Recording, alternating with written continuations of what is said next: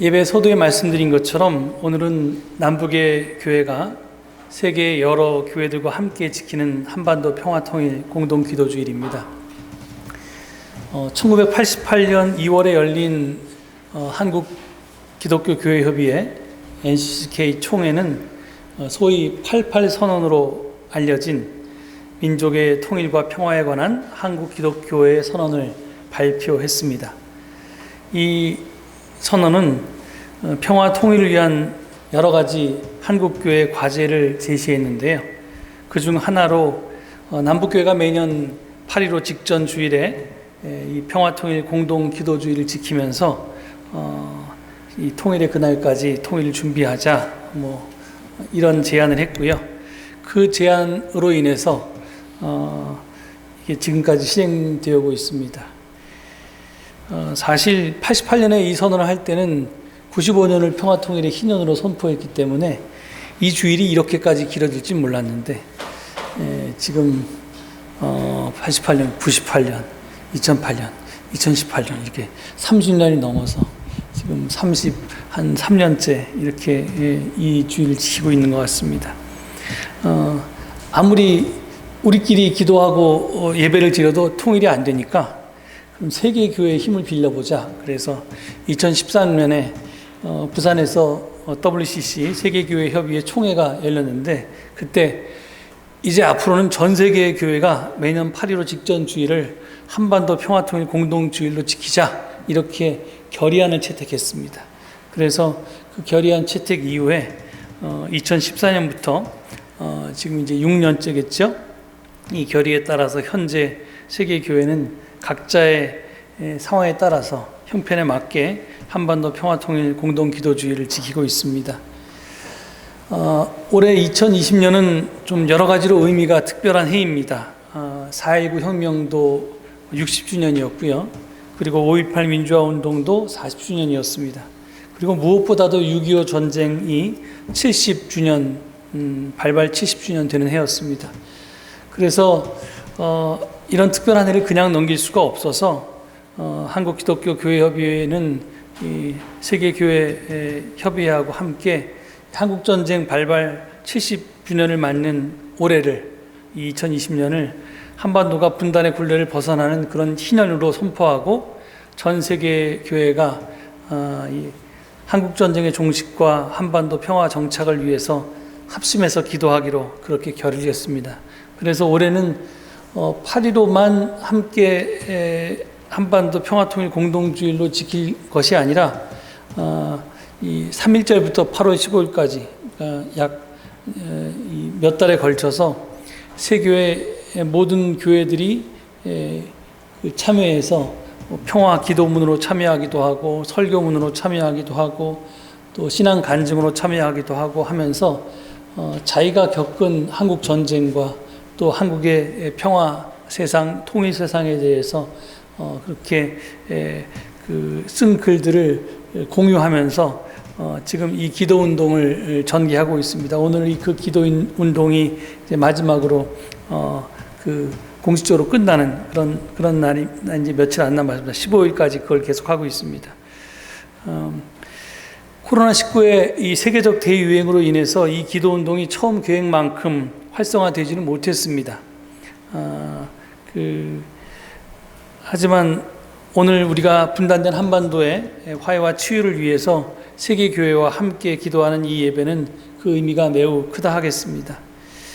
한국전쟁 종식과 한반도 평화정착은 결코 포기할 수 없는 우리의 과제이고 교회의 과제이기 때문입니다.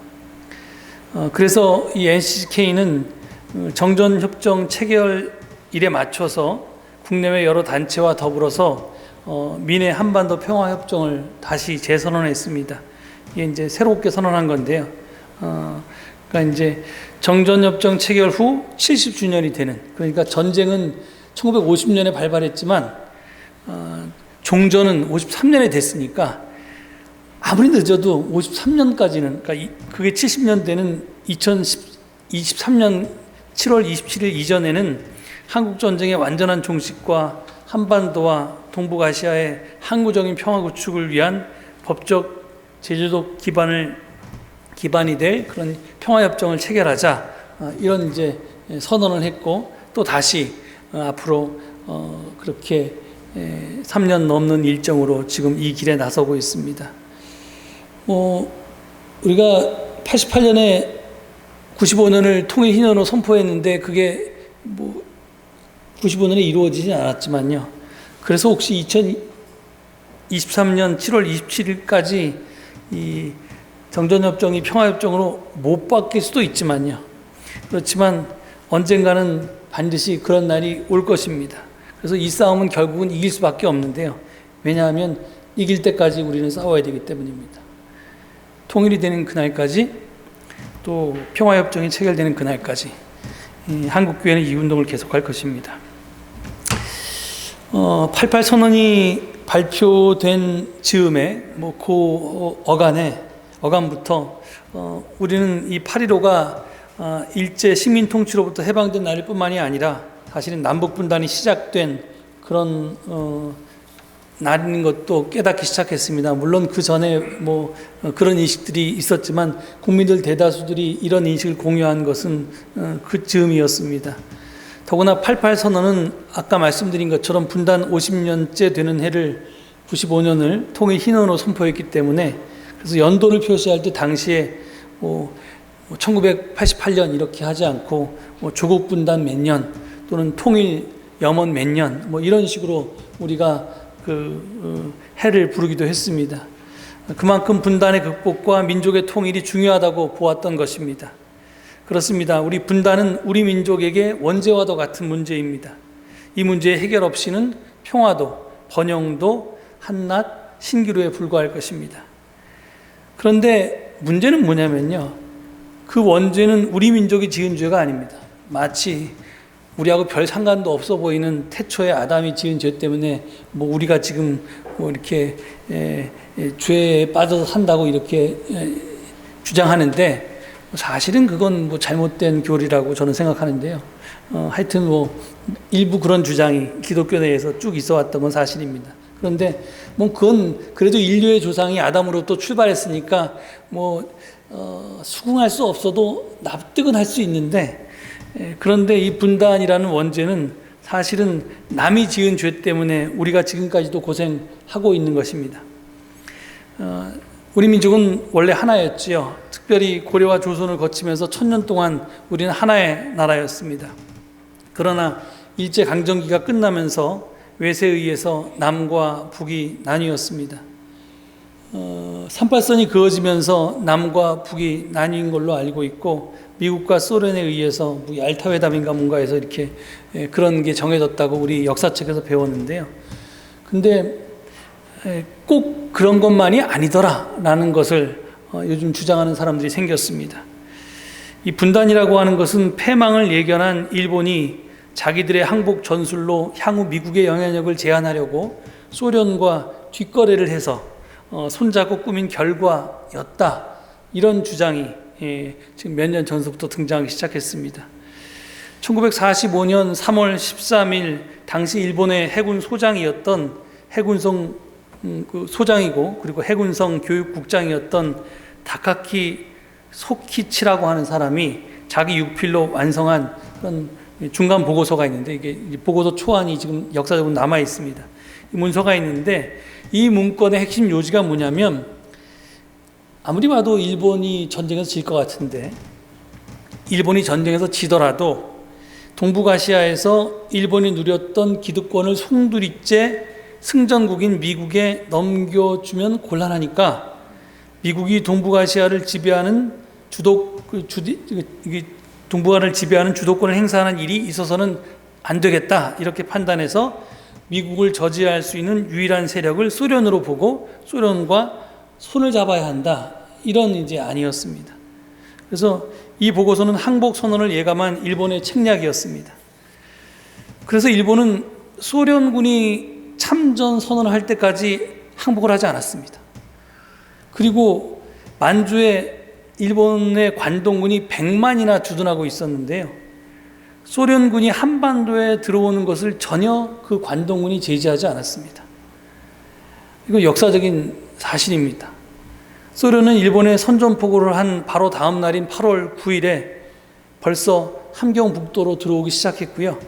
8월 12일에는 청진, 나진, 웅기, 경흥 이런 곳들을 점령했는데 일본의 100만 관동군은 꿈쩍도 하지 않았습니다. 그래서 도대체 이게 교전을 하면서 이렇게 와야 되는데 전혀 교전을 하지 않고 우리 북한 지역을 소련군이 점령한 사실을 두고 소련군이 더 놀랬다고 그렇게 기록되어 있습니다. 그러므로 한반도 분할을 사실상 결정한 얄타 회담은 이런 일본의 계략의 결과였다고 보아야 합니다. 이 다카키는 패전 후에 일본의 재기를 위한 일종의 보험으로 소련과의 제휴를 제안했고 그것이 실제로 실현되었던 것입니다. 보험의 내용은 그때까지 일본이 관장하고 있던 사할린 지역 등을 미국에 넘기지 않고 소련에 넘긴다는 것이었습니다. 이를 통해서 일본은 추후 동아시아 질서에서 미소가 양립하는 세력 균형을 도모했던 것입니다.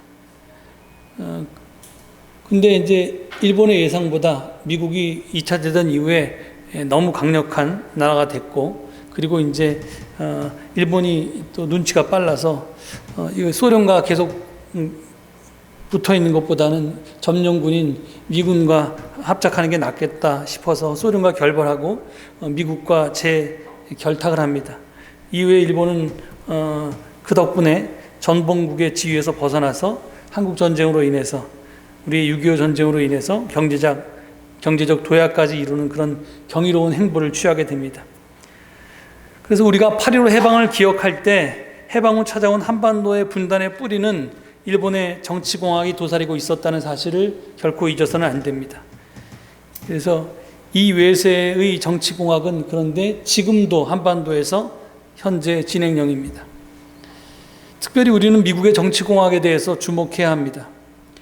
제가 이해할 수 없었던 것 가운데 하나는 오바마 정권 때 미국이 한반도에 취했던 정책이었습니다.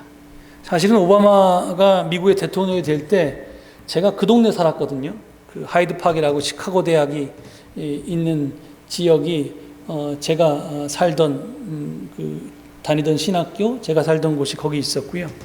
그리고 그 동네에 오바마 대통령도 살았고, 그리고 시카고에서 이제 대통령이 나왔으니까 시카고 사람들이 다 밀레니엄 파크라고 하는 시카고 도심지에 있는 공원으로 나와서 아마 그 대통령 수락 연설 같은 걸 아마 거기서 했던 걸로 기억나는데, 그 생중계를 제가 보면서 야, 정말 미국이 흑인이 대통령이 될 때도 다 있구나, 정말 미국이란 세상이 좀 달라지겠구나 이렇게 생각했고, 같이 괜히 우리나라 대통령도 아닌데 가슴이 뭉클했던 그런 기억이 납니다. 그리고 정말 세상이 달라질 줄 알았습니다. 미국 최초로 흑인 대통령이 탄생했을 때 저는 한반도 문제도 크게 진전될 것으로 기대했었습니다. 그런데 저만 그렇게 기대한 게 아니라 사실은 세계의 모든 사람들이 여러 가지 측면에서 그렇게 기대했었습니다. 그래서 아무것도 한 일이 없는데 그에게 대통령이 되자마자 노벨 평화상을 주었습니다. 뭘 한 게 있어야지 평화상을 받을 게 아니에요? 한 것도 없이 그냥 평화상을 받았어요. 그건 이제 앞으로 하라고 준 거죠. 잘 해라. 응?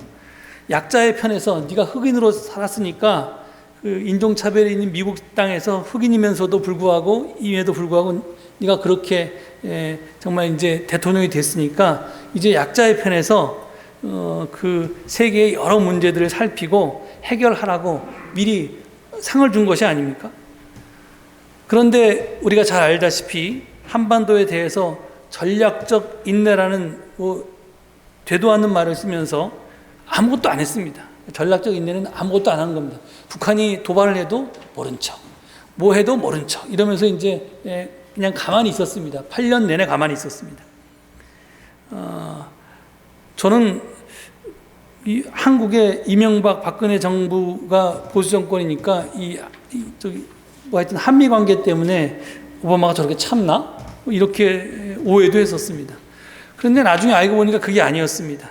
앞에서는 전략적 인내라고 하는 말을 쓰면서 뒤로는 미국의 실용적 가치를 추구했습니다. 북한이 핵무장을 하니까 미사일을 막 팍팍 쏴야 되니까 그것을 명분으로 해서 일본이 재무장하도록 명분을 허락했고요. 그리고 이에 따라서 일본과 한국에 엄청난 무기를 팔아먹었습니다. 미국의 실익은 취한 거죠. 더구나 이제 미국이 이 아시아에서 구축하고자 한 한미일 삼각 안보 체제를 서둘러 완성하고자 이제 지금 우리가 이제 지소미아도 그것 때문에 된 건데요. 근데 그게 걸림돌이 위안부 문제가 해결이 안 돼서 도대체 한일 관계가 계속해서 삐걱거리니까 우리 정부한테 압력을 가해서 대충 적당한 선에서 타협하고 과거의 역사는 묻어두고 미래지향적 관계로 나가라 이렇게 봉합하도록 압력을 가한 것도 다른 부시 정부나 이런 데가 아니라 오바마 정부였습니다. 그러니까 옛 우리 선조들이 미국 믿지 말라고 그랬는데 절대로 믿을 만한 나라는 아닙니다. 그래서 하여간 지금 이런 여러 가지 그 강대국들의 또 우리 주변의 여러 나라들의 정치 공학에 의해서 우리 한반도가 움직여지는 걸 볼 때 우리의 운명을 남에게 계속 맡길 수만은 없다 하는 것을 우리는 하나하나 알게 되었습니다. 70년 넘는 분단의 세월 동안 우리는 평화를 향한 크고 작은 몸짓을 계속 해왔습니다. 그냥 가만히 앉아있지는 않았습니다. 1971년 7.4 남북 공동 성명을 통해서 자주 평화, 민족 대단결의 그 통일의 기본 원칙을 합의하는 역사적인 전기가 있었습니다. 물론 그게 남북에서 다 물거품이 되면서 그냥 이제 죽은 문서로만 남았지만요. 그래도 남북이 처음으로 합의한 그 대원칙은 자주 평화, 민족 대단결의 원칙은 아직까지도 유효한 가치입니다. 91년 아마 노태우 정부 때라고 생각되는데 남북 사이의 화해와 불가침 및 교류 협력에 관한 남북 기본 합의서가 작성됐습니다. 이건 굉장히 큰 진전이었습니다. 그리고 2000년 6월 15일에는 평양에서 감격스러운 남북 정상회담이 드디어 성사되었습니다. 그래서 6.15 남북 공동선언을 남북의 두 지도자가 했습니다. 2007년엔 남북 정상에 의해서 14 남북 공동선언이 채택되기도 했습니다. 그리고 2018년 평창올림픽 이후에 그 화해 분위기에 힘입어서 남과 북의 정상이 역사적인 4.27 판문점 선언을 했고요. 또 같은 해 9월에 평양 공동선언과 9.19 군사 합의도 하기에 이르렀습니다. 그동안의 모든 남북 공동선언의 기조는 하여간 남북이 만나면 그래도 우리 민족의 운명은 우리 스스로 결정한다는 그런 민족 자治의 원칙에 의해서 이런 선언들을 했습니다. 이 땅에 사는 주인인 우리가 서로 힘을 합쳐서 자주적으로 통일을 해야 한다는 것이 그동안의 모든 공동선언에 일관되게 담긴 우리의 생각이고 고백이었습니다. 그런데 슬프게도 우리의 분단이 외세에 의한 것이었듯이 우리의 통일을 향한 길에도 외세의 장벽은 너무너무 높이 가로놓여 있었습니다. 그래서 그 장벽 앞에서 우리는 번번이 가로막혀서 한 발짝도 앞으로 나아가지 못했습니다. 유엔 제재의 틀 안에서의 남북관계 돌파구를 열기 위한 우리 정부의 북한 개별 관광 시도가 간섭을 당했습니다. 또 남북 철도 연결 사업, 남북 교류 협력을 위한 비군사적 비무장지대의 출입도 통제를 당했습니다. 심지어 북한의 독감 유행을 돕기 위해서 타미프루를 이렇게 실어보내겠다 이런 인조독 지원마저도 그거 걸어가는 게 아니라 트럭으로 싣고 가는데 그 트럭이 군사무기가 되니까 약을 싣고 군사분계선을 못 넘는다 이래서 결국은 약도 못 줬습니다. 이게 지금 남과 북의 현 정권이 합의를 하고도 미국의 간섭 때문에 겉으로는 유엔의 제재 때문에 대북 제재에 걸려서 이제 하나도 실천하지 못한 겁니다. 이런 면에서 보면 북한은 나만이 스스로 할 수 있는 일이 별로 없다. 의지가 있나 도대체 하는 의구심이 극에 달해서 지난 6월에 좀 과민하게 반응했습니다. 어쨌든 우리 주변의 강대국들은 여전히 한반도 문제를 자국의 이익으로 바라봅니다. 당사자인 남북의 평화와 번영이라는 시각으로 절대로 바라보질 않습니다. 그래서 어떤 의미에서 우리 정부가 좀 더 자신감을 가지고 정말 그 개성공단도 가동하고 그리고 금강산 관광도 재개하고 이런 자주적인 의지를 가지고 밀고 나가야 할 겁니다. 물론 우리도 국제적으로 무역도 하고 다른 나라와의 관계가 있으니까 유엔 제재를 대놓고 어길 수 없겠죠. 그렇지만 적어도 유엔 제재에 해당되지 않는 것들은 과감하게 해야 되는데 이 정부가 이렇게 별로 그렇게 여태까지 못해서 결국은 이제 많이 앞으로 나갔다는 것이 제자리로 돌아왔습니다. 그리고 우리도 이거 민주정부니까 잘 알아서 하겠지. 그렇게 정부만 믿지 말아야 되고요. 촛불을 들고 나가든지 어떻게 하든지 하여튼 국민의 힘으로 정부를 추동해 나가야 될 때가 이제 드디어 온 것 같습니다. 특히 이 시점에서 우리는 88 선언을 다시 살펴볼 필요가 있습니다. 88 선언은 5가지 원칙을 이야기했습니다. 통일은 민족 스스로 이룬다는 자주의 원칙, 폭력, 즉 전쟁이 아니라 평화로 이룬다는 평화 우선의 원칙, 그리고 민족 동질성에 근거한 신뢰와 교류 우선의 원칙, 그리고 체제보다 사람을 먼저 생각하는 인도주의의 원칙 등이 그것입니다.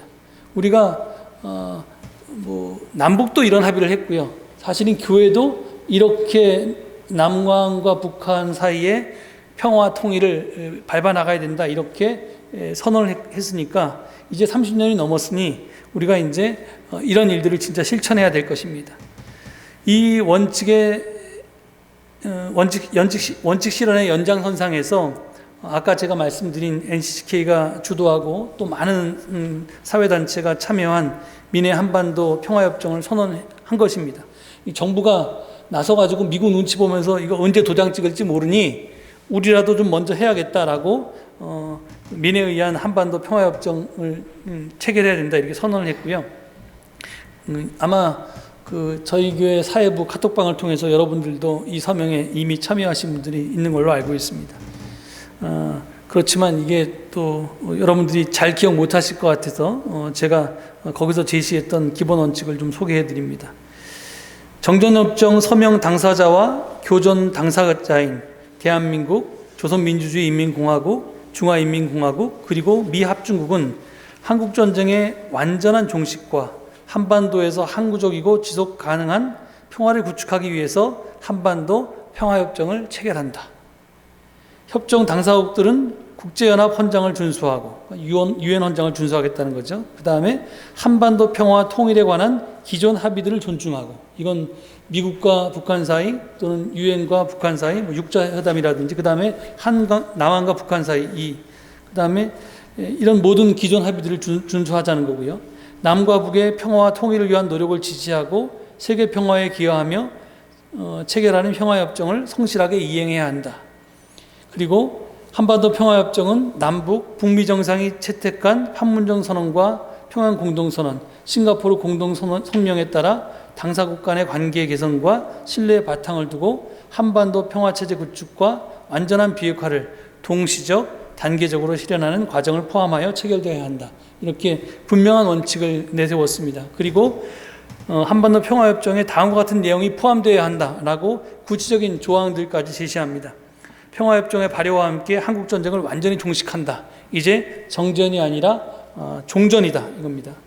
한국과 조선은 군사정전에 관한 협정에 규정된 군사분계선을 경계선으로 하고 정전협정에 규정되지 않은 경계선은 양국이 합의하여 결정한다. 지금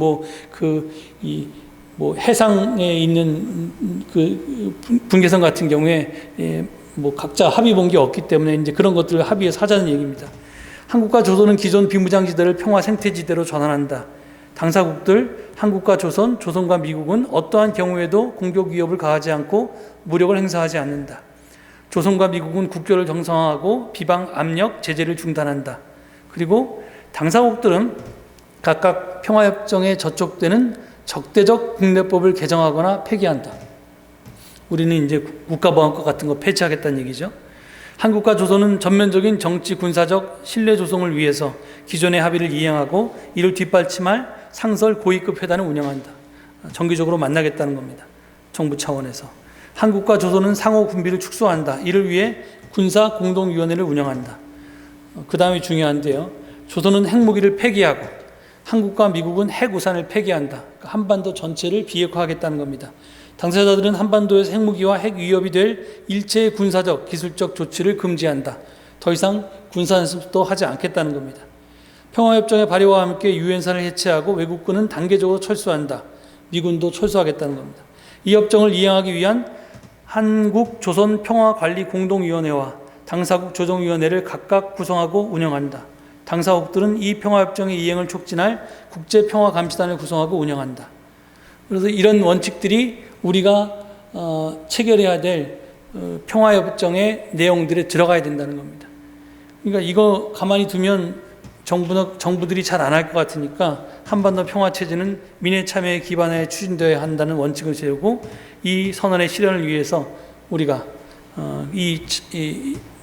참 서명한 단체들, 개인들, 그다음에 여러 단체들이 최선의 노력을 다한다. 이렇게 끝납니다. 이 내용을 쭉 살펴보면 우리가 원하는 것들이 대충 다 들어 있습니다. 전쟁 발발 70주년이 되도록 아직 종전도 하지 못하고 있으니까, 그래서 아직 정전 상태에 그냥 놓여 있는 현실을 생각할 때 이 정도 평화협정 실현도 감지덕지일 것입니다.